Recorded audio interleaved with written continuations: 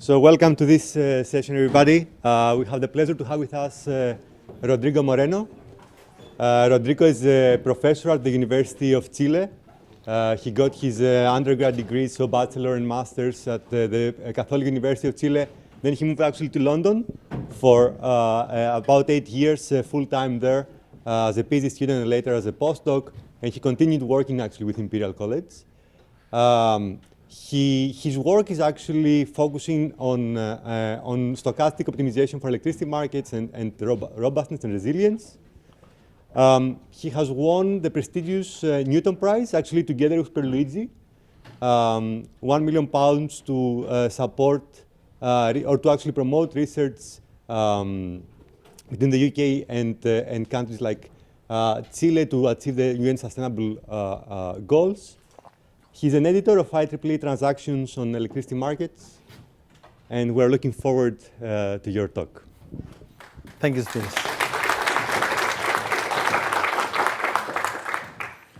So thank you. Yes, let me also say a few announcements before you start. The first is that you can find all slides, including Rodrigo's, on the website. So if you go to the summer school website /downloads, then you can actually get the slides before we start. Right after Rodrigo's talk, we're going to have actually a few minutes from Arega, one of the members of the organizing committee, explain to you how the poster session will work. Thank you, Spiros, for the kind introduction. I'm very honored to be here. You're the next generation of researchers and leaders in the power industry. I'm also very honored to be together with David. I based my MSc work very early times in Chile. I based it in your research.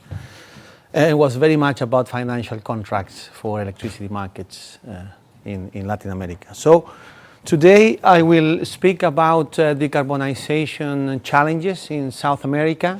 Of course, these are only a few selected topics which, okay, same problem.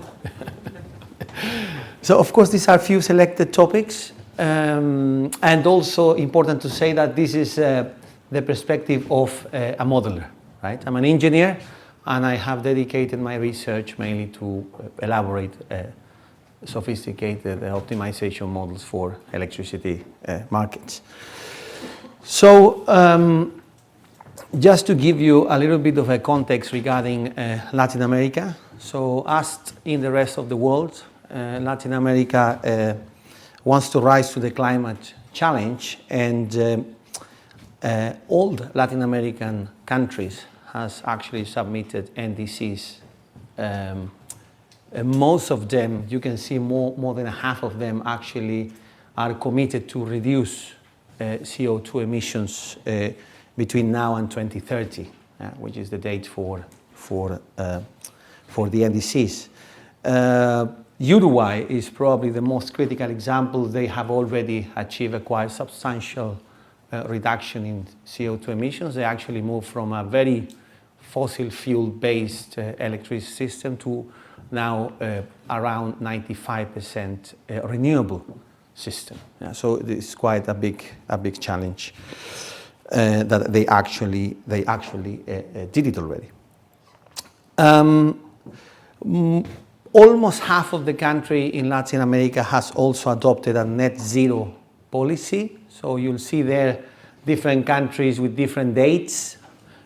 Most of the countries are committed to a net zero policy by 2050, but you can see that some of them are actually committing net zero earlier. So this is just to give you a little bit of a flavor of what's going on in Latin America regarding decarbonization. Of course, there are problems on the way. I mean, as in any other region, of course, we have our own problems. Probably the first one is common in the sense that the oil is a primary energy source. And this is mainly because of transport and industry in the whole region. So you see oil is about 45% of the entire demand which has been in the whole energy sector. Coal, you'll see there a little bit of participation. Gas is very important. As in many other parts of the world, electricity accounts for about 20% of the overall energy consumption. And then we have massive also participation of biomass, and I will mention this towards the end of the presentation. So in rural areas in Latin America, we still burn wood, for example, for heat and cooking. So this is actually something which is problematic not only for CO2, actually not really for CO2 reductions, but for particular matter emission reductions, because there is some serious problem with smog in rural areas in Latin America. Also, in our sector, in our region, really, there are several fossil fuel producing countries, and of course, this is important when you try to decarbonize the entire economy. So 20%, almost 20% of the world's crude oil reserves are located in Latin America, and actually we have countries which are now expanding their production sectors in terms of, particularly in terms of gas and oil. So Brazil is actually one of the examples, Argentina, Guyana, and so on. And something that we don't talk very much in our sector, in power system sector, but deforestation is also a very important problem in Latin America, and this is very linked to the NDCs that countries are putting forward, because as you know, the forestry industry is supposed to absorb CO2. So it's not really about zero emissions, it's net zero, meaning that some sectors like forestry are, as I said, supposed to absorb CO2s. And of course, if we are doing this deforestation, this is now becoming a big problem, right? Actually, Chile is, we are now amending some of the problems we have in the forestation sector, because we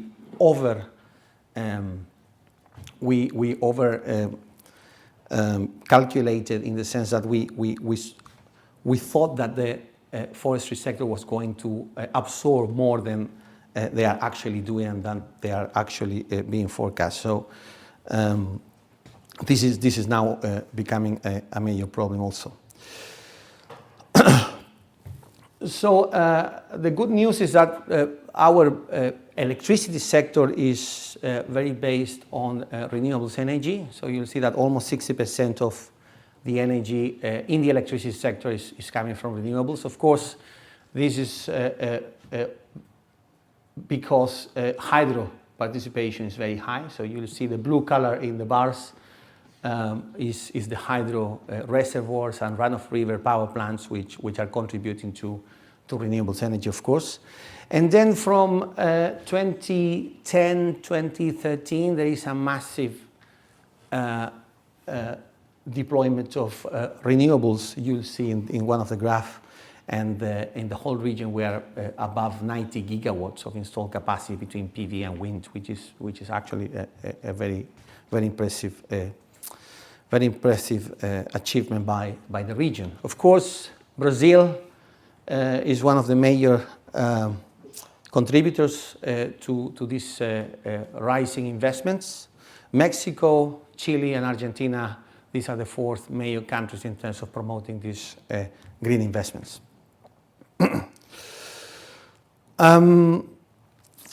Renewable has the potential to increase substantially in Latin America. We have a vast potential. You'll see, for example, let me see if this is working here. You see, in terms of solar power, the north of Chile is very, very high resource. I mean, the resources of solar power are very, very high, and this compared to Australia only in terms of solar.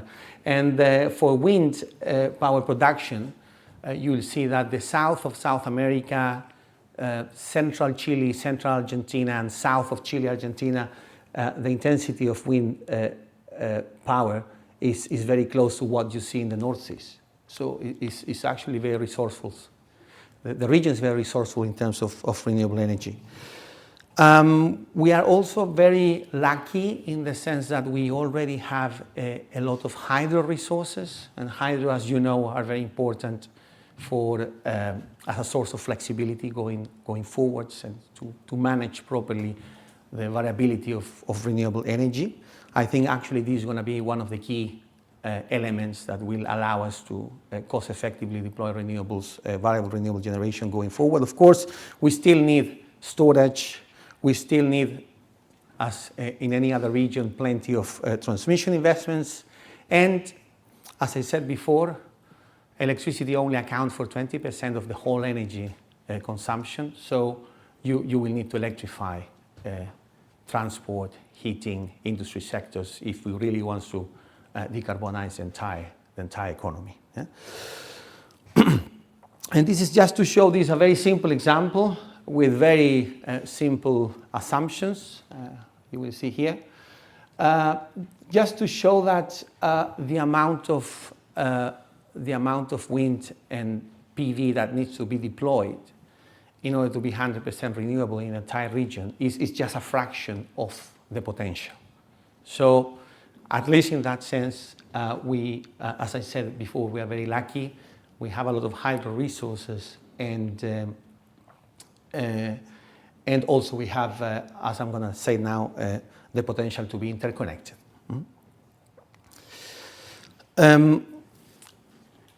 Currently, the level of interconnection in Latin America is a little bit modest.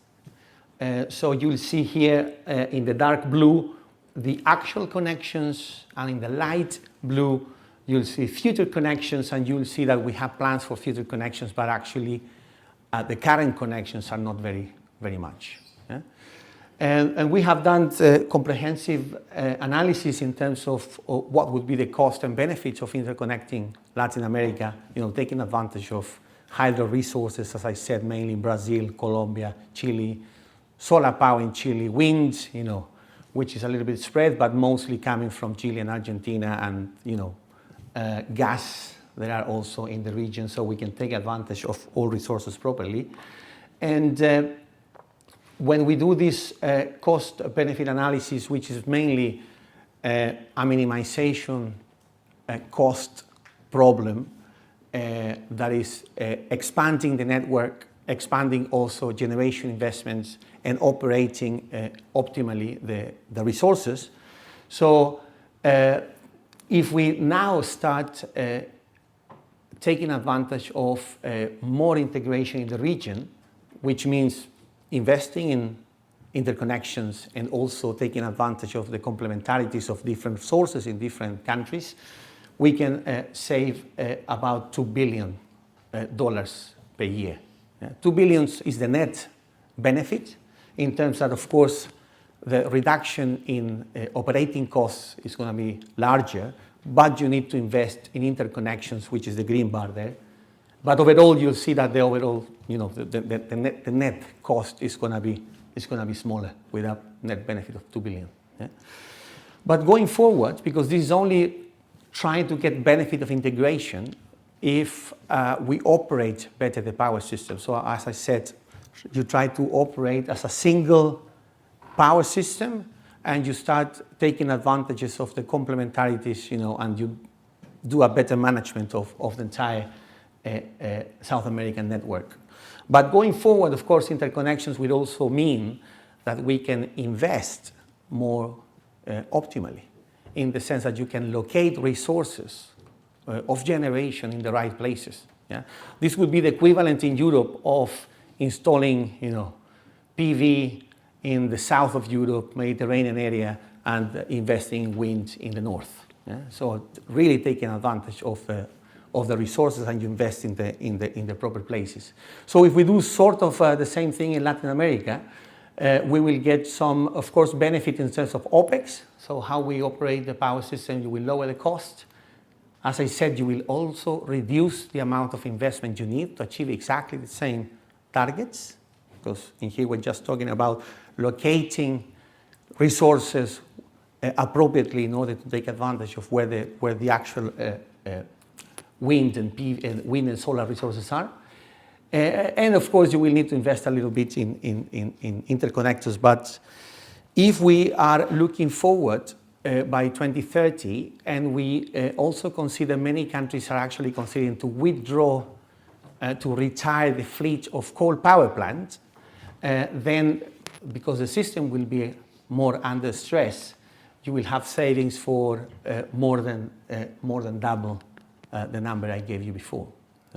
So in 10 years' time, if we integrate the region further and we take advantage of that integration, start to locating resources where appropriate, operating the system in a more integrated fashion, and of course agreeing on how to allocate the cost of transmission of these interconnections, we will get savings by 5 billion per year, which is actually, if you consider it, is a massive amount of money.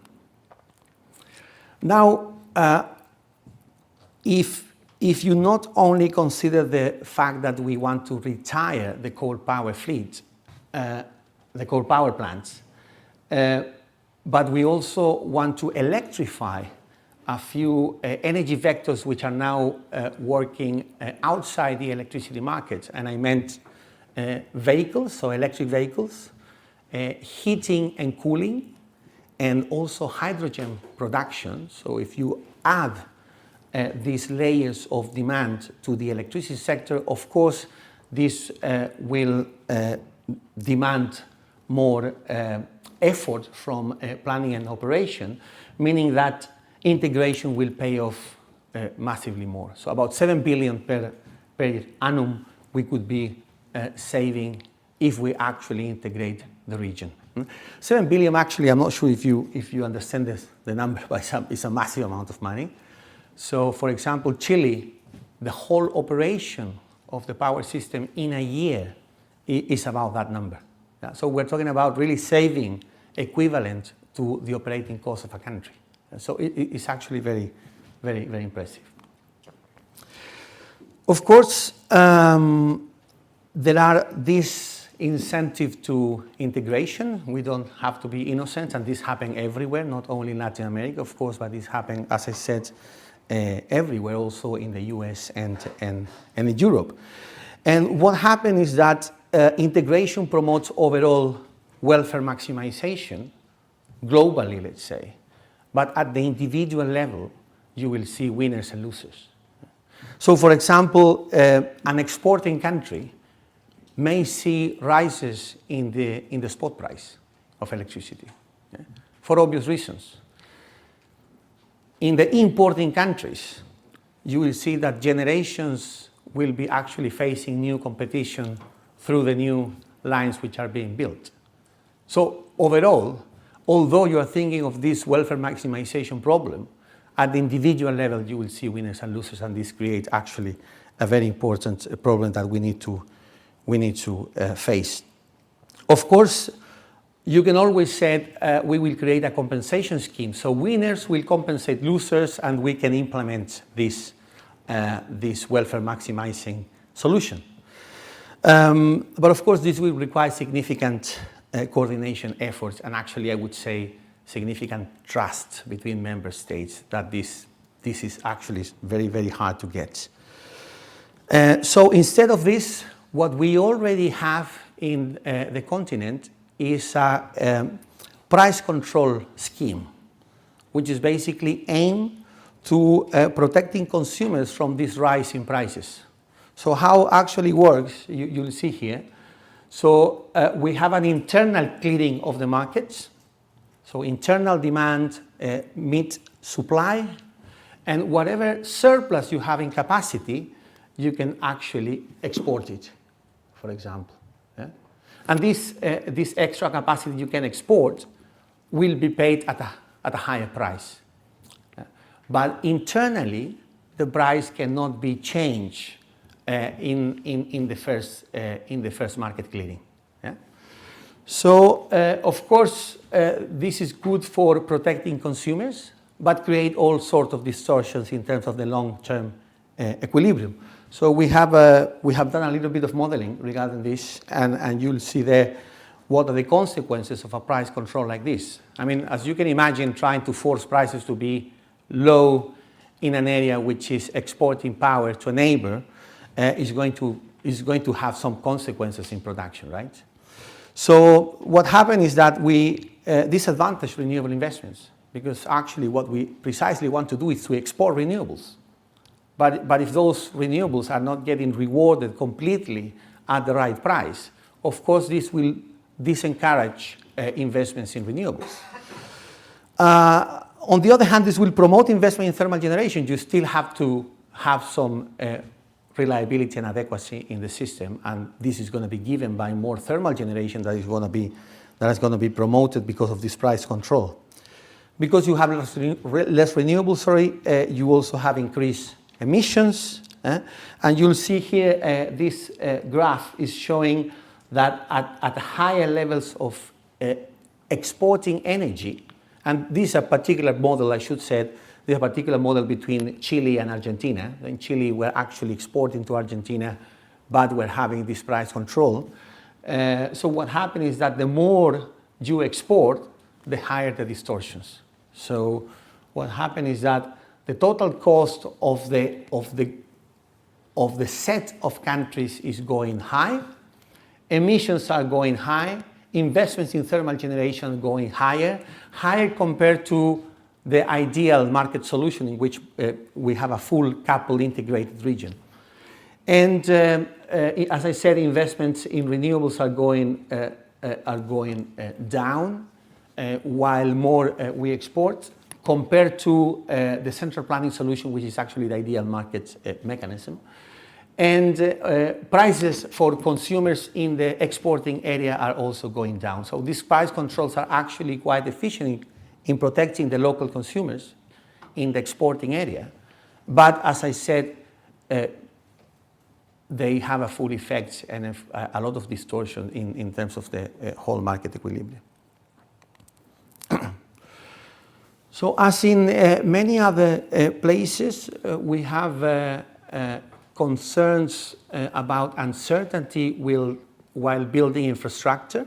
So, for example, transmission, which is planning infrastructure against generation patterns, and we have to make all sorts of assumptions about the future to actually plan transmission.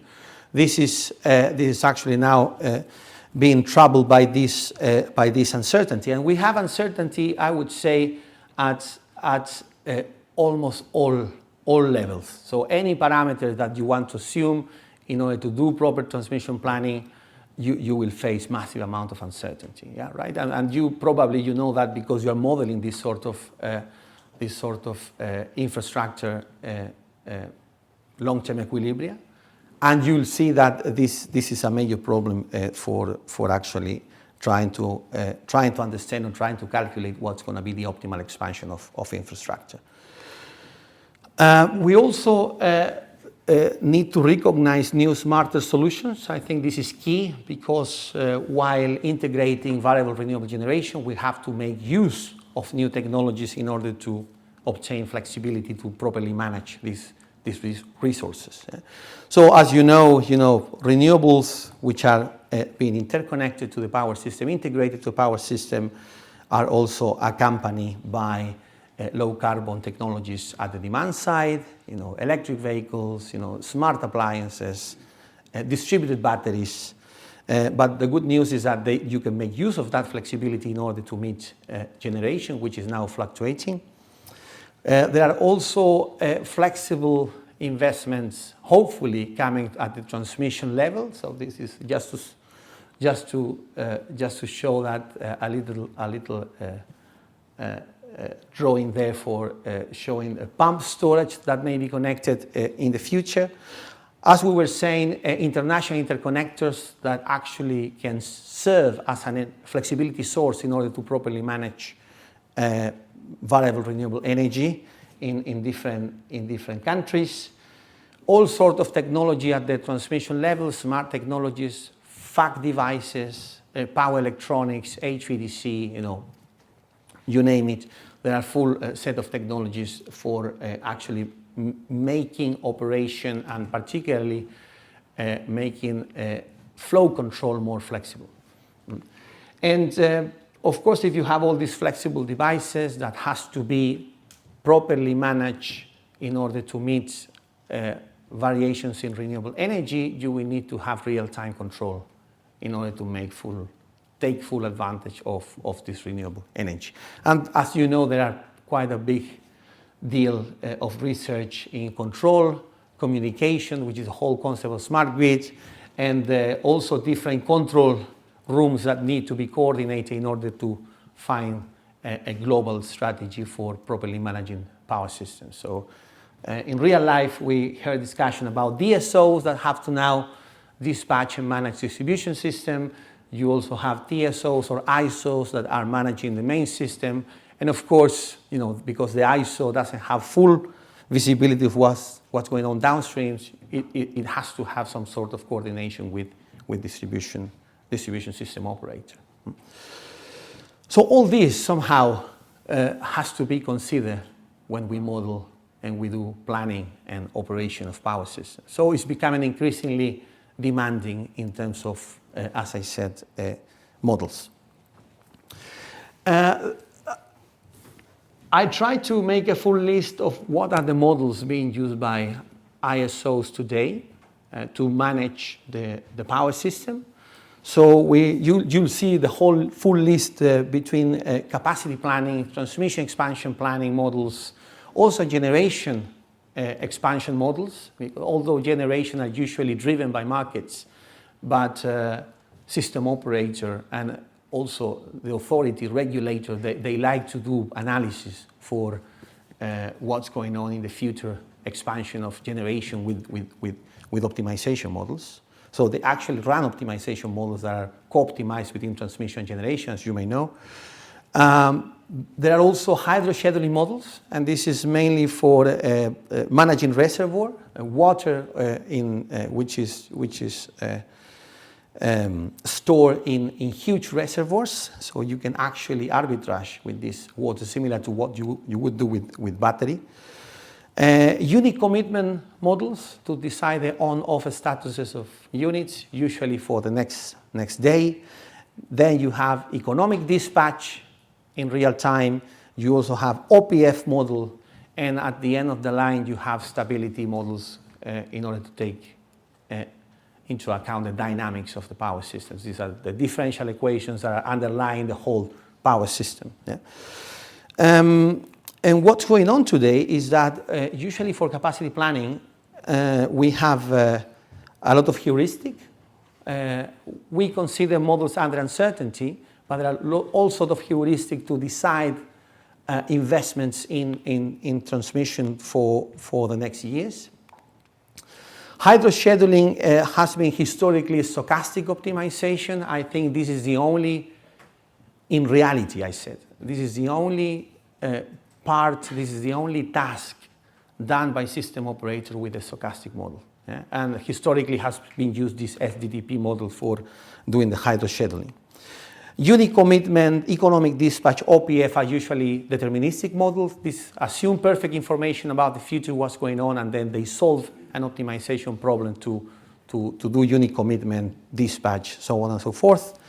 And for stability analysis, they usually use specialized software like Power Factory, DigSilent, PSCAD now, but these are completely different models. But somehow these models will need to have a more integrated view now towards the future, right?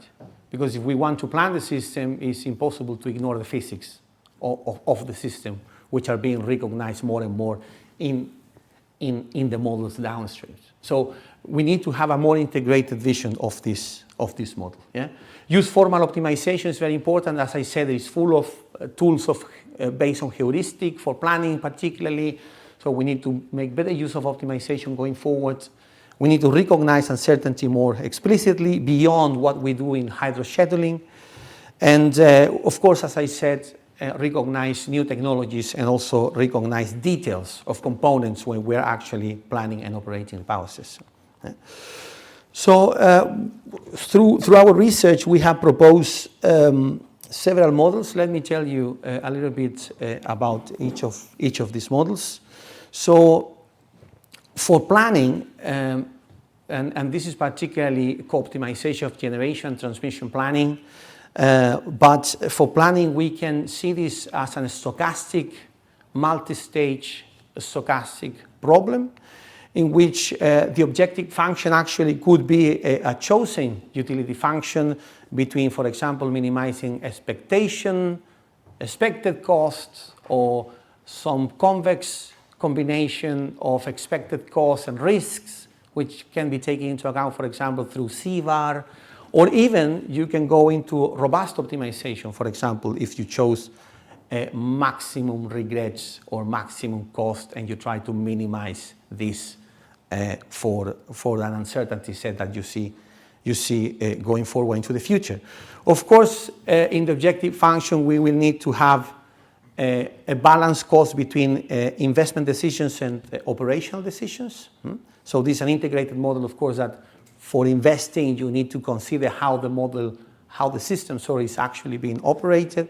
And in the set of constraints, you need to have a detailed representation of operation, as detailed as possible. And people doing this, they know doing this is pretty hard, right? So trying to have a very detailed model of operation for investment planning, and then you try to consider different scenarios because of uncertainty, then it becomes really a nightmare. Yeah? We have worked with a few algorithms. I will explain this column generation algorithm, which I really like. This was actually borrowed from the team of Andy Philpott in New Zealand. They have developed pretty good algorithm for column generation. And this is really nice for planning infrastructure, because what they do is, if you think of a scenario tree, they have a decomposition of the problem based on every node of the scenario tree. Yeah? And then in every node of the scenario tree, you will actually solve a smaller investment and operation problem. Yeah? And this is coming from a slave subproblem, this investment problem based in every node. And then you have a master problem, which is trying to coordinate all the capacity requests coming from the slave subproblems, which are these, as I said, these smaller planning problems at the node level. Yeah, so it's a node-based decomposition, which actually works pretty well for under uncertainty infrastructure planning problems.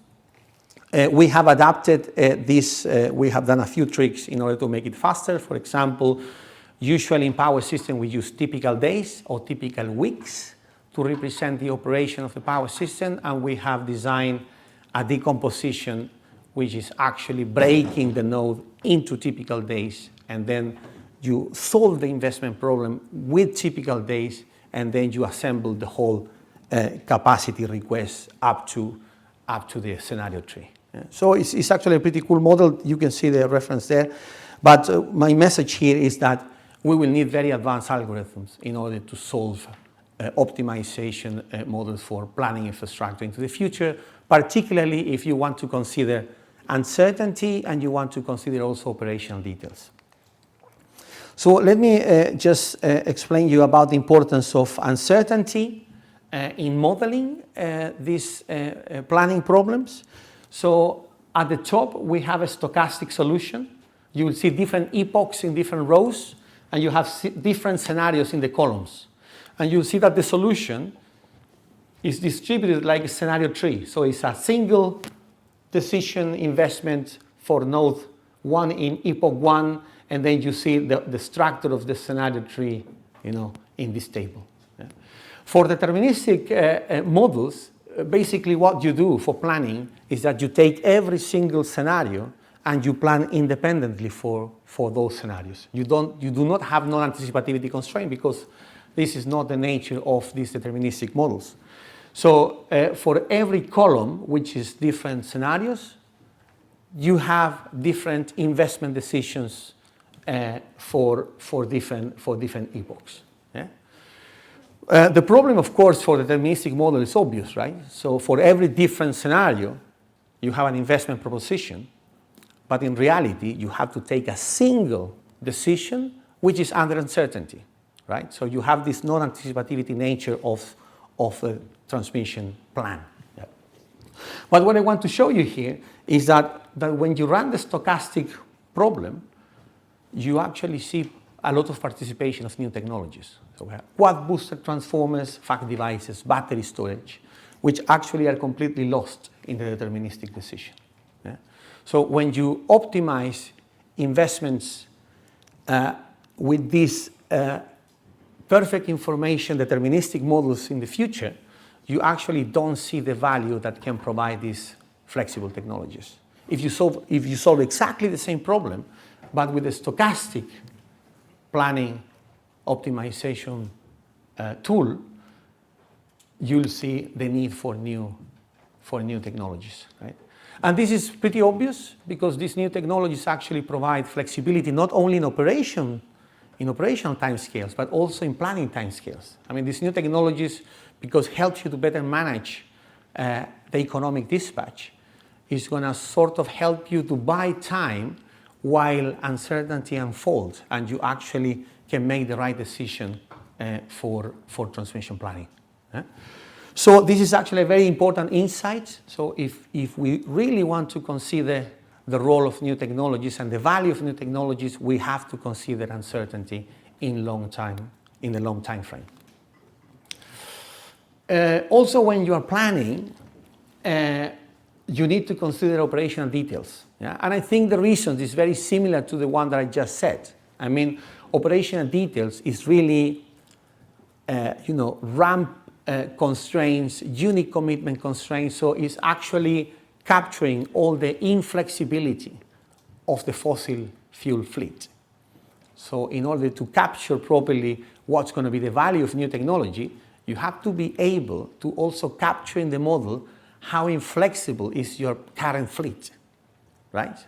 That's pretty obvious. So you will need to consider all sorts of operational details when you're actually planning battery storage, quad booster transformer, fact devices, so on and so forth. And what we see is exactly that. Yeah? So in the stochastic solution, in which you have full representation of operational details, you see participation of batteries, but even the stochastic solution, but in which you neglect some of the inflexible characteristics of the power system, you don't see flexible technologies anymore being deployed. So actually, again, this is pretty important to plan infrastructure.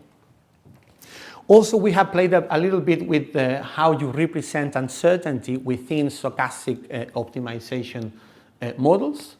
Uncertainty can be modeled in many ways. So, for example, if you have two-stage uncertainty, which is this sort of scenario trees, or if you have multi-stage uncertainty, which is when you recombine scenarios all the way down the timeline. Yeah?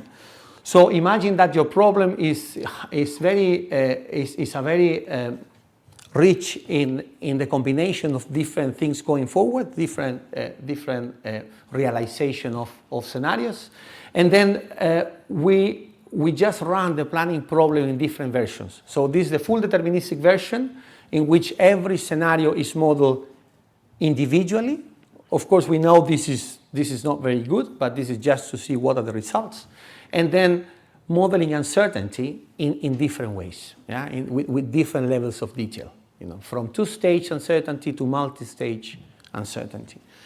So again, if you see the results, what actually happened, and I want to show you this, particularly these two, this is the deployment of battery capacity of battery energy storage. This is the probability of investment, which is really counting, is the frequency of battery investment across different scenarios. And then these are the different epochs. So what you see actually is that the more the stages that are considered in the stochastic model, the more the investments in battery energy storage. So again, kind of the same message. So if you have a model that is richer in the sense of capturing the actually decision dynamics of the real world, which is this multi-stage uncertainty, you will see a higher need for flexibility, and therefore you will promote more of this sort of technology because you are able to capture the value and take advantage of that into planning models. Same story, but with a different strategy. This is a robust optimization model. And this is a 5-level model. You know, this is a kind of a very, very big problem in which you have realization or decisions in transmission planning, then realization of generation, location and investments, then you minimize costs of pre-contingency economic dispatch, then you have realization of contingencies, and then you have a post-fault economic dispatch. So it's a min, max, min, max. Min, max, min, max, min problem. Yeah? Yeah, it's really a monstrosity. This was solved by, Alexander Moreira, which is a really, really good modeler. And we see kind of the similar story. So the more the uncertainty that we can represent in the model when making decisions in transmission investment, the more you value flexibility. So in here we have 2 layers of uncertainty. So it's location of new generation, and you have to plan transmission against uncertainty where generation is going to be located, imagine. And then you have faults in the power system. And of course you need to plan accordingly, redundantly, in order to deal with these power outages. And if you don't model really these 2 layers of uncertainty, you don't see the need, in this case, for phase shifters, which is a particular fact device that will allow you to do power flow control more flexibly. Yeah? I have a question. I don't know if I can ask it. I'm not sure. Speeders? Yeah. But let me...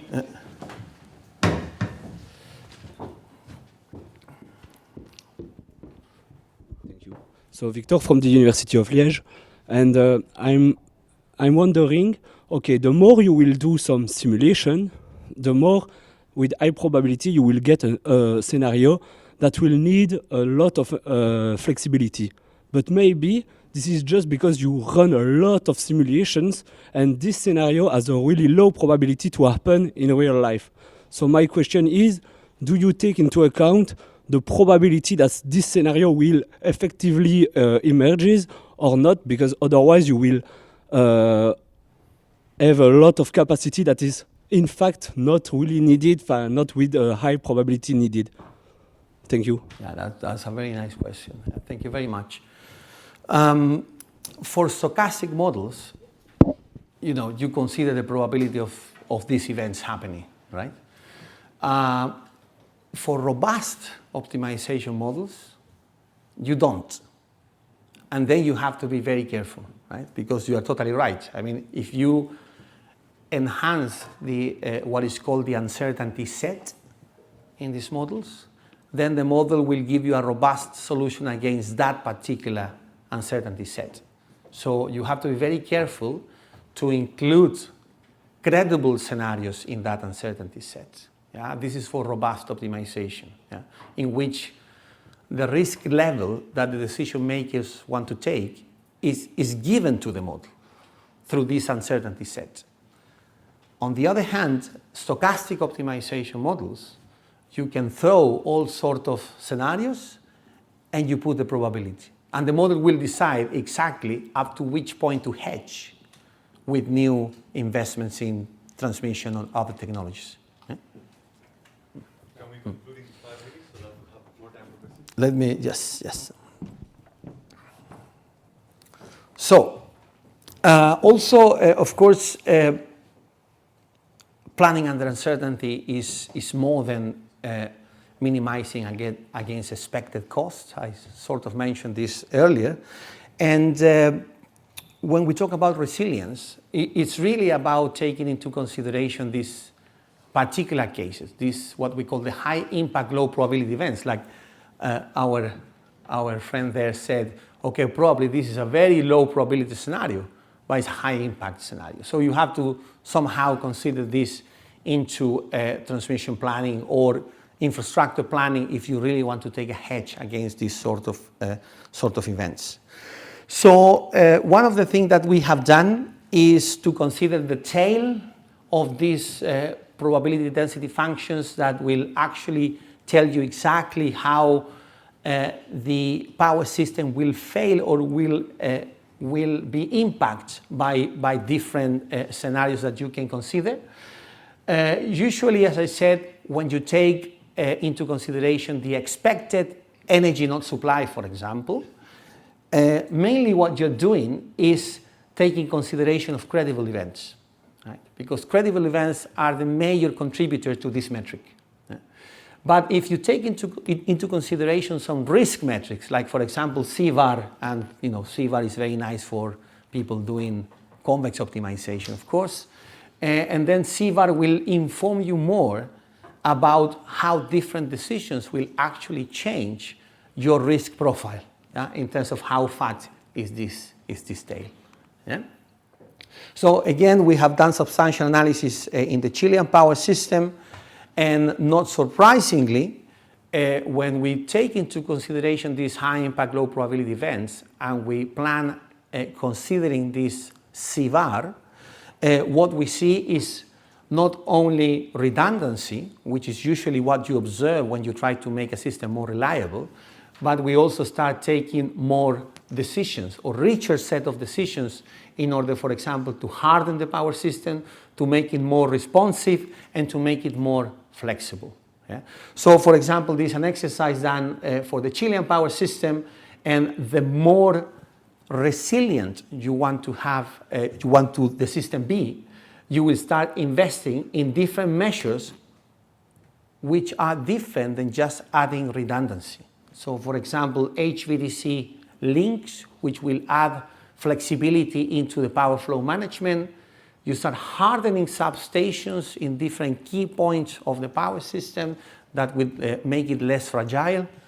And you start adding also some storage in key points of the power system. I just want to emphasize that models that can capture hardening are very special because these are decision-dependent probability model. And this is because when you invest, it's easy to put a new line, but it's a little bit harder to consider making the system less fragile because the decision actually changes the probability of outage of the event when facing a particular natural hazard. So this is a very hard problem. It's a decision-dependent probability problem. And if you are interested, you can see in one of these publications. So this I think is important. I think Chile is one of the first countries in the world having a planning standard that actually consider resilience as part of the equation to make decisions for future transmission investments. Yeah? So I think that actually this is very important to say. Another problem that we have for deploying renewables, and I think this is spread over the world, is infrastructure. Building infrastructure is very slow and can face delays which actually can be very big. Yeah? So what we're actually proposing is trying to anticipate what are going to be these effects on the land use and trying to coordinate what is going to be the development of future infrastructure in terms of transmission. So we are, rather than imagine this is a valuable object, this, for example, can be a national park or could be an interesting community that you want to protect.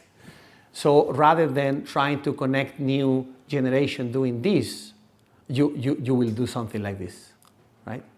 So when you optimize decision investments, you consider what's going to be the impacts, negative externalities, if you wish, on the land. And you try to make decisions sensibly in order to minimize those impacts.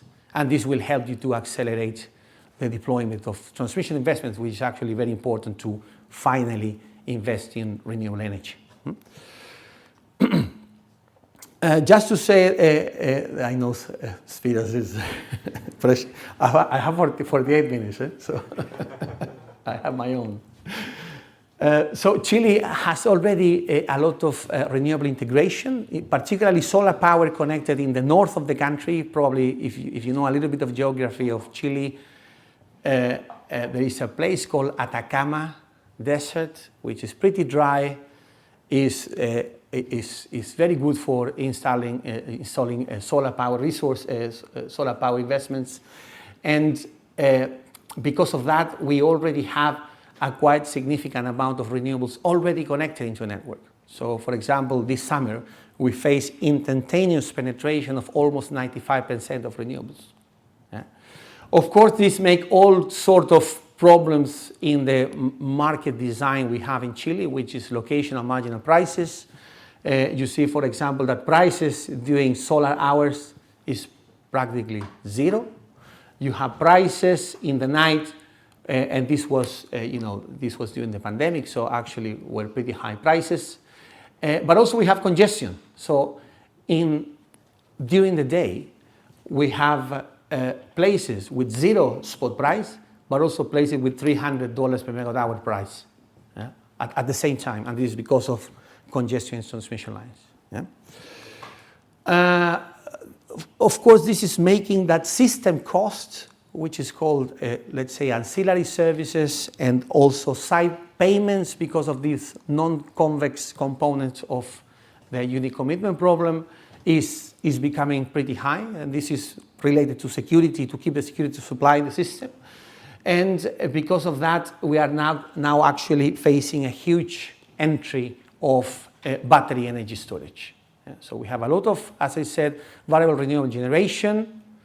We are now having prices which are signaling the right thing because you have, huge opportunities for arbitrage, and now these new investments in battery energy storage are appearing. But of course, this will create a massive problem in terms of operation. Actually, you now see problems in the current levels of battery energy storage installed. And this is because battery energy storage are actually being dispatched with a deterministic optimization tool. Yeah? So imagine you have to dispatch storage, then you have all sorts of scenarios because of wind and solar during the day, but you have a deterministic tool to determine unique commitment of the market and also economic dispatch. Yeah. This is actually happening in many countries. Some countries are handling this better than others, yeah? But what we are actually proposing is to move to a full multi-stage stochastic unique commitment in which you actually consider what's going to be the uncertainty of forecast errors coming from variable renewable energy. We just propose, to use basically same algorithm as a hydro scheduling problem, which is the SDDP algorithm, stochastic dual dynamic program. This is the Bellman principle for minimizing costs, which is embedded, in different stages. And although this is a mixed integer linear program, because of the integer decisions are done in the beginning of the day or even the day ahead, you can still use SDDP, which is basically Bender's decomposition for solving the problem. Yeah? And we have applied this into the Chilean electricity system, and these are some of the results. In general, just telling you that when you move from deterministic unit commitment to stochastic unit commitment, you see improvements in terms of the costs. But what is funny is that not in all versions of stochastic problems you see improvements in cost. Yeah. So for example, if you run a two-stage independent model, this is assuming independency between different scenarios, which of course is not true because there is massive amount of correlation between different scenarios. So this stochastic model is actually worse than the deterministic model. And this is just to be very cautious that even if you run a more advanced model, but this is not the appropriate model to capture what's going on in reality, you will actually worsen your solution. Yeah? And what we have proposed to the system operator, because as you may know, system operators all over the world are very reluctant to stochastic models. What we are proposing is to run a stochastic informed deterministic model. Yeah? So, and we actually measure what's the improvement of this. And if you have a deterministic model, but which is informed through a few constraints from the stochastic model in order to properly allocate mainly reserves, primary and secondary frequency reserves, the solution will improve massively. And this is because the stochastic model is much better in understanding and calculating what's going to be, as I said, the right location of these reserves. Yeah? The deterministic models can actually not do that. Yeah? You have to give an area of reserve, and you have to say, I want this amount in this area, that amount on that area, and this is very heuristic process. Right? But if we can form these areas and the amount of reserve you need per area through a stochastic model, this will massively improve the solution, even if you have a deterministic model. Yeah. So I'm not going to go through this because it's a little bit late. And these are a few remarks saying that in Latin America it's already green, but we are committed to actually having a greener energy system going forward. Regional integration is actually key, but of course this will have political challenges because winners and losers in different countries, and there is a lack of coordination in which this problem cannot be faced properly. The energy transition requires development of significant investments with negative externalities that has to be properly managed. I think this is one of the major problems we have today, is that we need massive amount of infrastructure being deployed, but this infrastructure actually is having an impact on land users, and this somehow will need to be resolved if we want to deploy this fast.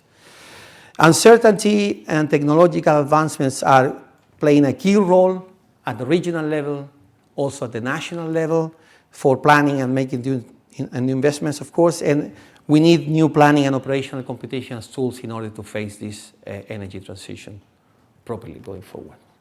That's it. Thank you.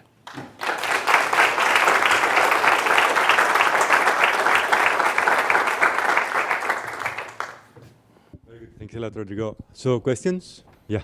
Let me first come, first served.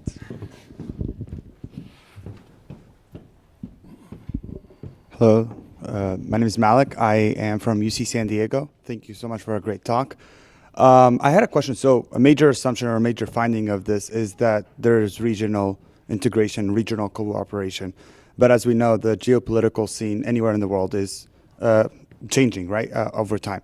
I'm wondering, did you look into what alternatives of whether, let's say, a scenario where just one country or two countries pull out and are not willing to cooperate after, for example, the transmission system has been built or something like that? Because I think that's a very probable case right there. Yes, well, that's a very nice question. Thank you. Thank you.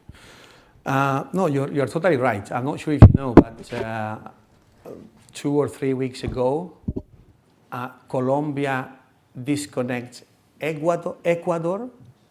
They are interconnected, and supposedly they will. The idea of the interconnection is to support each other when they face dry years. So if you support a dry year, the neighbor will support you, and vice versa. But what happens is that both of them are now in a dry year, and Colombia said, no way, I will disconnect it, and Ecuador is now facing serious risk of outages. So with this example, I'm just trying to say that trusting each other is pretty hard. And this is particularly harder in a region in which you don't have institutions to coordinate each other. So for example, in Europe, you have many institutions to kind of coordinate, at the European level. Yeah? I wouldn't say it's a massive coordination. There is a researcher, professor at Imperial College, Goran Srobak, actually showing that the amount of the interconnections and the integration, could be much higher. And I think this happens everywhere, but this is particularly problematic in regions like Latin America, in which you have a very, the efforts for coordination has to be massive. Now, having said that, I didn't show here, but you can set very simple rules in order to have a higher levels of integration. Yeah? So if you go into game theoretic models, and you start like setting rules, for example, for the allocation of the cost of the interconnection, you will start seeing a higher amount of integration with very simple rules about how to allocate costs. Yeah? So I think we need more research that trying to inform us how we can improve the level of integration in a region, but with very small amount of coordination. Yeah? Because I think in countries like ours, this is what we actually need. I mean, we cannot really hope for full supra coordination from another institution that will try to push the whole continent towards a global optima. Yeah? Okay. So for the sake of your lunch, I know that you have a lot of questions, but I think it's best that we actually take a break now. I mean, Rodrigo will be with us. You are very welcome to actually ask him during lunch and later today and the next days.